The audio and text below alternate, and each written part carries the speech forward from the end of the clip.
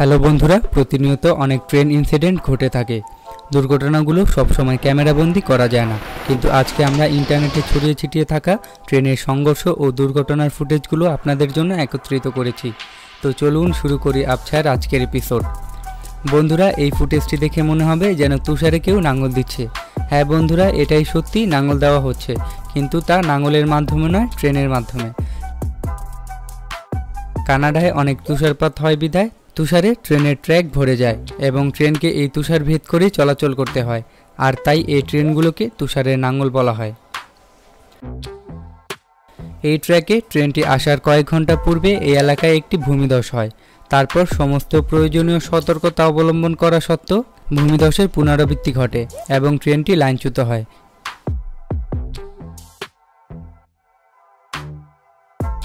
কিন্তু সৌভাগ্যবশত এটি মালবাহী ট্রেন হওয়ায় কোনো প্রাণহানি ঘটেনি। বৃষ্টির মৌসুমে ভারী বর্ষণের ফলে ভারতের মুম্বাইয়ের আলসারাই স্টেশনের ট্র্যাকে পানি ওঠে এবং ট্রেন যখন এই রাস্তা দিয়ে পার হয় তখন এই ম্যাসিভ ভিডিওটি রেকর্ড হয়।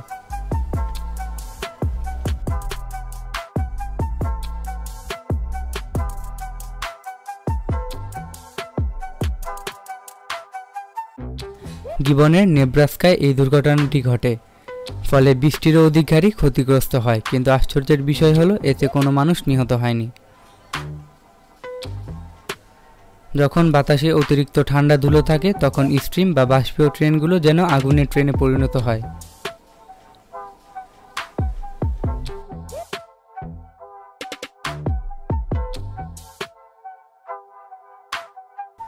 সন্ধ্যায় দেখতে এই ট্রেনটিকে ভুতুড়ে মনে হলো এটি একটি নাকাল বা ট্র্যাক ভালো রাখার ট্রেন। এই ট্রেনটি ঘর্ষণের মাধ্যমে ট্র্যাকের বাম্পসগুলো মসৃণ করে যেন বাণিজ্যিক ট্রেনগুলো চলাচলে কোনো প্রকার সমস্যা না হয়। এটাকে আপনি ইঞ্জিনিয়ার ট্রেনও বলতে পারেন।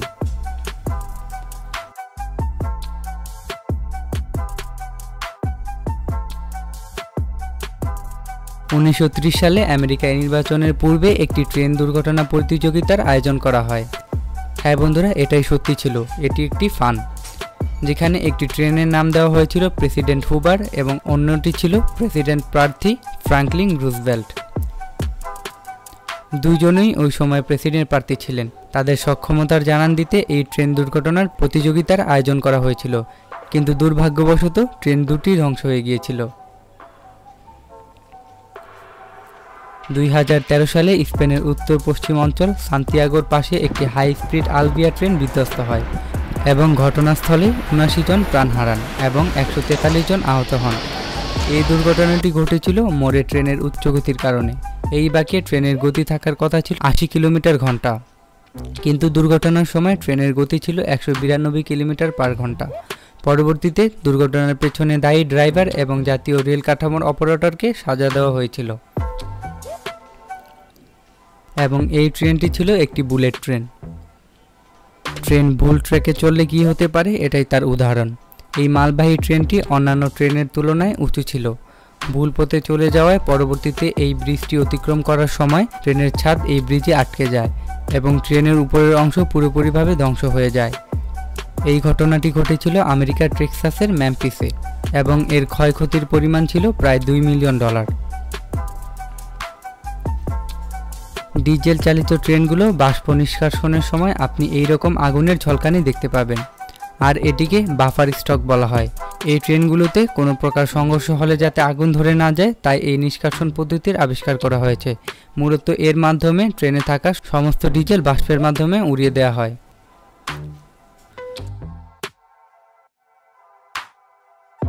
খুব কাছ থেকে ট্রেন দুর্ঘটনা দেখা সত্যি অনেক ভয়ঙ্কর। বিশালদেহী এবং ভারী উচ্চগতি সম্পন্ন ট্রেনের দুর্ঘটনা আপনার রক্ত ঠান্ডা করার জন্য যথেষ্ট। এটি শুধু ট্রেন দুর্ঘটনা নয়, বরং এটি ওই অঞ্চলের সবার চলাচল স্থবির করে দিয়েছিল।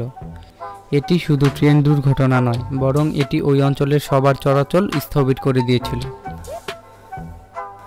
তো বন্ধুরা, এই ছিল আজকের ভিডিও। আর আপনি যদি এমনই রহস্য, রোমাঞ্চ, আনকমন, ইন্টারেস্টিং এবং অদ্ভুত সব ফ্যাক্ট রিলেটেড ভিডিও দেখতে পছন্দ করেন তাহলে সাবস্ক্রাইব করুন আবছায়াকে।